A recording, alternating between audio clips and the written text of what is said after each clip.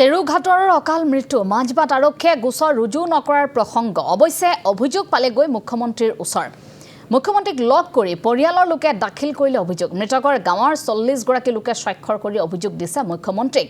আৰক্ষীয়ে বিষয়টোৰ গুৰুত্ব নিদিয়াৰ অভিযোগ উত্থাপন কৰিছে ৰাইজে মাজবাটৰ চক্ৰ বিষয়ৰ বিৰুদ্ধে অভিযোগ দাখিল কৰিছে মুখ্যমন্ত্ৰীক ওদালগুৰি ভ্ৰমণৰ সময়তে মুখ্যমন্ত্ৰীক সাক্ষাৎ কৰিছে দুৰ্ভগীয়া সেই পৰিয়ালটোৱে দুগৰাকী শ্ৰমিকৰ মৃত্যু হোৱাৰ পাছতো গোটেই বিষয়টো এক প্ৰকাৰ গাপ দিবলৈ চেষ্টা কৰা হৈছিল আৰু তাৰ পাছতে কেনেধৰণে হিলবালি মাফিয়াই আক্ৰমণ কৰিছিল আমাৰ ND24 সাংবাদিক বিমল নাথৰ লগতে আন কেইবাগৰাকীকো সেই খবৰ আপোনালোকে ইতিমধ্যে জ্ঞাত সেই খবৰ আমি ইতিমধ্যে জনাইছো আৰু এই ঘটনা সংঘটিত হোৱাৰ পাছতে এতিয়া বহুখিনি তথ্য পোহৰলৈ আহিছে অৱশেষত গোটেই অভিযোগটো মুখ্যমন্ত্ৰীৰ ওচৰ পাইছেগৈ মুখ্যমন্ত্ৰীগৰাকীয়ে সমগ্ৰ বিষয় সন্দৰ্ভত তদন্তৰ নিৰ্দেশ জাৰি কৰিছে মুখ্যমন্ত্ৰীক লগ কৰি পৰিয়ালৰ লোকে দাখিল কৰিছে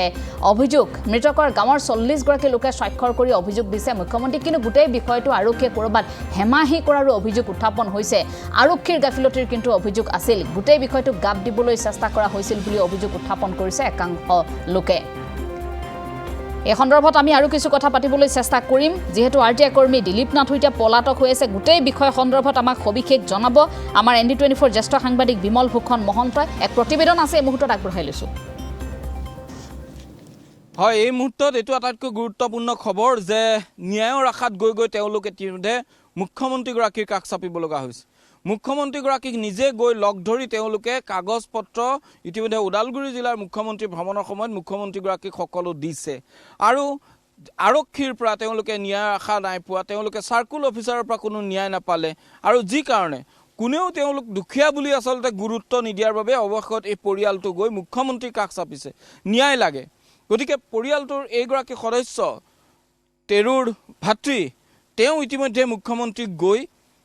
যোৱাকালি মুখ্যমন্ত্ৰীক লগ কৰিছে ওদালগুৰি জিলা ভ্ৰমণৰ সময়ত আৰু মুখ্যমন্ত্ৰীৰ হাতত নিজ হাতে গৈ তেওঁ সকলো তথ্য দিছিল আপুনি মুখ্যমন্ত্ৰীক কেতিয়া লগ পাইছিলে যোৱাকালি হয় তে কি ক'লে মুখ্যমন্ত্ৰীগৰাকীক আপুনি কি দিলে যিখিনি মই প্ৰথম 30 তাৰিখে এজাহাৰ দিছিলোঁ অফিচাৰ একচেপ্ট কৰা নাই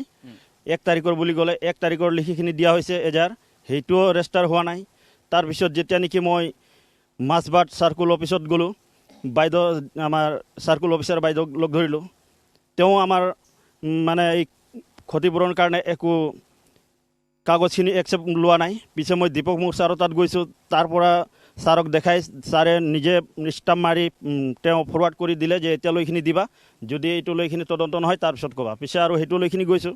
তথাপিও বাইদেউ একচেপ্ট কৰা নাই যে পোষ্টমৰ্টেম ৰিপৰ্টটো আহক তেতিয়াহে এইটো চালি জাৰি হ'ব বুলি কোৱাত আমি দুখ পালোঁ দুখ পাই মন মাৰি দিলোঁ আৰু যে আমাৰ ওপৰত মাত মাতা কোনো নাই আৰু আমাক চোৱাতা কোনো নাই পিছে মই মন মাৰি আছোঁ তাৰ 2-4 দিন পিছত মোৰ নিজৰ ভাতিজী ছোৱালী ঢুকালে সেইদিনা 3 দিন হৈ আছে ৰানিং আৰু মাছবাট থানাৰ পৰা অচি ছাৰে ফোন কৰিলে যে ঘাটৰ আমি গৈ আছোঁ তো মই ক'লোঁ ছাৰ কি হ'ল নহয় এমাৰ্জেঞ্চি কিবা কাম আছে তো তোমালোকে আহিব লাগিব তো মই ছাৰক ক'লোঁ যে ছাৰ আমাৰতো ঘৰত এনেকুৱা ঘটনা ঘটিছে গতিকে আমি যাব নোৱাৰোঁ লাগিলে অহাকালি যাম তো কৈছে আচ্ছা বাৰু ঠিক আছে পিছত আকৌ ঠিক আছে বুলি কৈও ৰাতি আহি গ'ল আহিখিনি আমাৰ দাদাজনক মানে ক'লে যে যাব লাগিব তুমি যেনেকুৱা হ'লেও এমাৰ্জেঞ্চি কিবা কাম আছে আপোনাৰ কিবা ছিগনেচাৰ লাগে তো পিছে আৰু দাদা মোক ফোন কৰি জনালে পিছে মই ছাৰ লগত কথা পাতিলোঁ তো ছাৰক ক'লোঁ যে ছাৰ এতিয়া যোৱাটো সম্ভৱ নহয় লাগিলে কালি পুৱাত যাম পিছে কালি পুৱাত যাম বুলি কোৱাতে তেওঁ ক'লে ঠিক আছে কৈখিনিও তাৰপিছত খবৰ পাইছোঁ যে দাদাক উঠাই লৈ গ'ল তো মানে তাৰ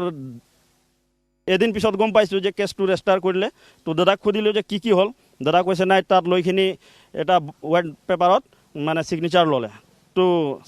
পিছত মই গম পালোঁ বেলেগৰ দ্বাৰাই যে কেছটো ৰেজিষ্টাৰ হ'ল তো যিখিনি মই প্ৰথম দিছিলোঁ সেই এজাহাৰটো কিহৰ কাৰণে ৰেজিষ্টাৰ হোৱা নাই 30 তাৰিখতো নহ'ব 1 তাৰিখ বুলি ক'লে 1 তাৰিখে 30/4/25 তাৰিখে দিছিলোঁ সেইটো ক'লে যে 1 তাৰিখত দিয়া 1/5/2025 দিলোঁ সেইটো ৰাখি দিলে একো মানে তাৰ উচিত মানে বিচাৰ নহ'ল যে ক'লে যিবিলাক বালি মাফিয়া সিহঁতৰ লগত বহি মিলাই লোৱাটো ভাল হ'ব এতিয়া আপোনালোকে কেছ কৰিলে কিবা পাবনে কিবা ন্যায় পাবানে বুলি উল্টাহে আমাক বুজাব ধৰিলে তাৰপিছত ভাবিলোঁ যে আমাৰ আৰু ইয়াত একো মানে লাভালাভ নাই পিছে আকৌ আমাৰ সংগঠন ল'ৰাকেইটা আছিল সিহঁতেও পিছে লগতে আছিল ছাৰহঁতক ৰিকুৱেষ্ট কৰিছে, তথাপি কৈছে নাই সেইটো কেছ দি কিবা লাভ হ'বনে, সেইটো তোমালোকে মিলাই লোৱাটো ভাল বুলি ক'লে। ভাল বুলি কোৱাতে পিছে আমাৰ সংগঠন ল'ৰা চবেই মিলি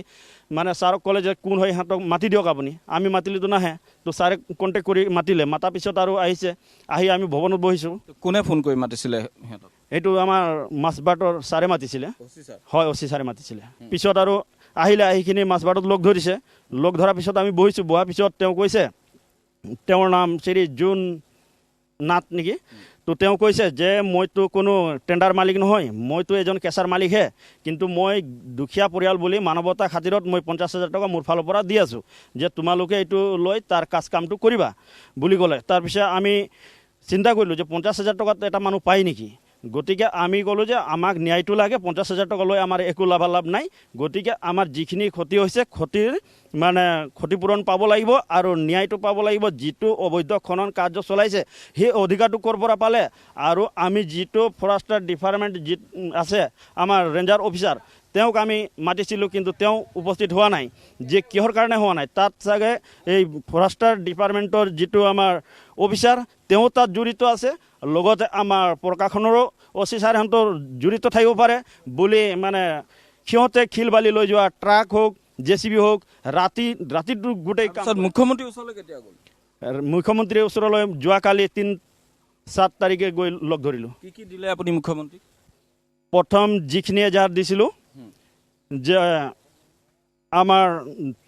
5নৈ নদীত অবৈধ খনন কাৰ্য হোৱাত পানীত ডুবি তেৰুঘাটৰ মৃত্যু হোৱাৰ এইখিনি এজাহাৰ লিখিখিনি থানাত দিছিলোঁ। 30/4/2025 আছিল। সেইটো ক'লে যে এইটো নহ'ব, সেইটো অহাকালিৰ লিখা। তেতিয়া আকৌ 1 তাৰিখৰ লিখিলোঁ, 1/5/2025 সেইটো দিলোঁ। সেইটো দিয়াৰ পিছত কৈছে যে ঠিক আছে সেইটো হ'ব বাৰু। তাৰ পিছত মাতি কৈছে যে নাই এইটো কেছ দি কিবা লাভ হ'ব না। গোটেইখিনি লাগে, হয়, সেইখিনি যি তথ্য আছিল মোৰ তাত, DC বাইদেউ তাত যোৱা, মাছবাট আৰু যিটো আমাৰ মাছবাট থানাত এজাহাৰ দিয়া, সেই দুটাও, লগতে 103 জন আমাৰ ৰাইজৰ সমাজৰ ছিগনেচাৰ, গোটেই লগত গাঁঠিখিনি নতুনকৈ যে ক্ষতিকাৰৰ দুখীয়া হয় ক্ষতিপূৰণ বিচাৰি এখন এপ্লিকেশ্যন লিখি CM ছাৰৰ ওপৰত দিছোঁ। CM ছাৰে ক'লে ঠিক আছে এইটো চাম বুলি ক'লে। তো এতিয়া আশাবাদী আছোঁ যে অসম চৰকাৰ তথা হেমন্ত বিশ্ব শৰ্মা ছাৰে আমাক কি ন্যায় দিয়ে আৰু ন্যায়টো আমি কেনেকৈ পাম তাকে আশাবাদী। এইগৰাকী কেও কিছু নজনা এগৰাকী ককায়েকক লৈ যোৱা হৈছিল থানালৈ নি তেওঁক এখন কাগজত চহী কৰিব দিয়া হ'ল। আগৰ কেইখন FIR তেওঁলোকে ৰিচিভ নকৰিলে, গ্ৰেপ্তাৰ নকৰিলে, আটক নকৰিলে, সোধপোছ নকৰিলে, ওলোটাই মেনেজ কৰিলে। সেই সময়ছোৱাত পৰৱৰ্তী পৰ্যায়ত যেতিয়া ND24 সকলো বাতৰি সম্প্ৰচাৰ হ'ল, তাৰপিছত এইজন ককায়েকক মাতি নি তেওঁলোকে চহী কৰাই লৈছে এখন কাগজত আৰক্ষীয়ে, আৰু চহী কৰাই লৈ তাৎক্ষণিকভাৱে তেওঁলোকক এটা গোচৰ ৰুজু কৰি সেই গোচৰটোতে সেইগৰাকী অভিযুক্ত যিগৰাকী RTI কৰ্মীৰ পুত্ৰ, তেওঁ তাৰ সমান্তৰালকৈ জোননাথ, বাকী আন যিকেইগৰাকী আছে আটাইকেইজনক তেওঁলোকে গ্ৰেপ্তাৰ কৰা দেখুৱাইছে। আৰু গ্ৰেপ্তাৰ এনেধৰণৰ ধাৰাত গ্ৰেপ্তাৰ কৰিছে যে সেই ধাৰাত যাতে সহজে বেইল পায়, আৰু যি কাৰণত তেওঁলোকে ইতিমধ্যে বেইলো লাভ কৰিছে। আৰু এই মুহূৰ্তত যদিও তেওঁলোক কাৰাগাৰত আছে, কিন্তু তেওঁলোকে বেইল লাভ কৰিছে। বন ইতিমধ্যে জমা দিব পৰা নাই বাবে তেওঁলোক ওলাব পৰা নাই। কি কৈছিলে আপোনাক থানালৈ মাতি নি? মোক ক'লে যে এইটোতো হেৰি চৰকাৰৰ ফালৰ পৰা লিখা লিখি হৈ গৈছে, চৰকাৰৰ ফালৰ পৰা লিখা লিখি কিবা সহায় দিব বুলি, আৰু মোৰ লগত আৰু ভাল মানুহ নাই যে কি সুধিব আৰু কি পঢ়িব, পঢ়ি শুনাই দিলে ময়ো বুজি পাৰিলোঁ। তাৰপিছত খালি একো কৰিব নালাগে, তই মাত্ৰ চহীটো দিলেই হ'ল আপুনি, এনেকুৱা বুলি ক'লে। কি সাহায্য দিব চৰকাৰে জানো, কিমান টকা দিব বুলি কৈছে? একো কোৱা নাই। একো কোৱা নাই। আৰু কিবা দিম বুলি কৈছে নেকি? একো কোৱা নাই। পিছত কোনে কৈছিলে কথাটো আপোনাক? এইটো হেৰি ছেকেণ্ড অচি দাস। তাৰপিছত আৰু কি ক'লে আপোনাক? আৰু একো কোৱা নাই। তাৰপিছত আৰু বেলেগে আৰু চোৰবিলাক লৈ আহিলে নেকি, আৰু পিছত কিন্তু গাড়ী লৈ আহিলে, তাৰপিছত আৰু খোজ পোছাৰ একো কৰা নাই। আপোনাক ইয়াৰ পৰা গাড়ীত উঠাই লৈ গৈছিল নেকি? আমি 3জন গৈছিলোঁ। গাড়ীত উঠাই লৈ গৈছিল, আকৌ থৈ গ'লহি নেকি? থৈ গ'ল ঘৰলৈকে, ঘৰতে থৈ গৈছে। আৰু চহী যে কৰিব দিছে কাগজখনত কি লোৱা লিখা আছে পঢ়ি চাইছিলে নেকি? এইটো পঢ়ি শুনাই দিছিলে, কিন্তু এতিয়া মনত নাই যে মোৰ। এনেই কি লিখা আছে অলপ অলপ কিবা মনত আছেনে মনততো নাই এতিয়া নাই ফটো আপোনাক চহী কৰিব দিলে অঁ তো চহী কৰোঁতে আৰু কিবা কৈছে নেকি কিবা বেলেগ ফৰ্মত চহী কৰিব দিছে নে অকল সেইখন কাগজতে চহী কৰিব নহয় যোনটোত লিখা আছিল যে এইটো তলতে চহী কৰিব দিছে। 1 পেজ নে 2 পেজ লিখিছে 1 পেজ 1 পেজ অঁ আপুনি নুসুধিলে কেলে আগৰটো আমি এজাহাৰ দিছিলোঁ সেইখন কিয় ৰেজিষ্টাৰ নকৰিলে এইটো খোদা নাই একো কৰা নাই নাই সোধা নাই খোদা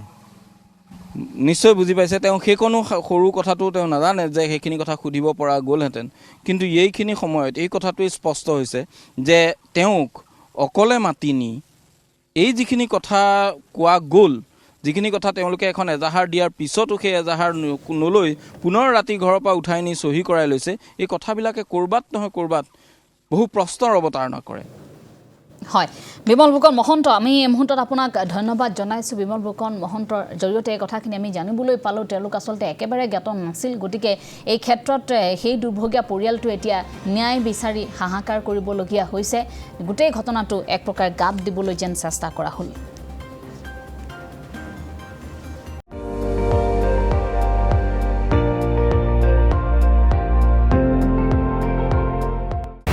আপুনি চাই আছে ND24 সৰ্বশ্ৰেষ্ঠ নহয় সৰ্বোত্তমৰ দৌৰ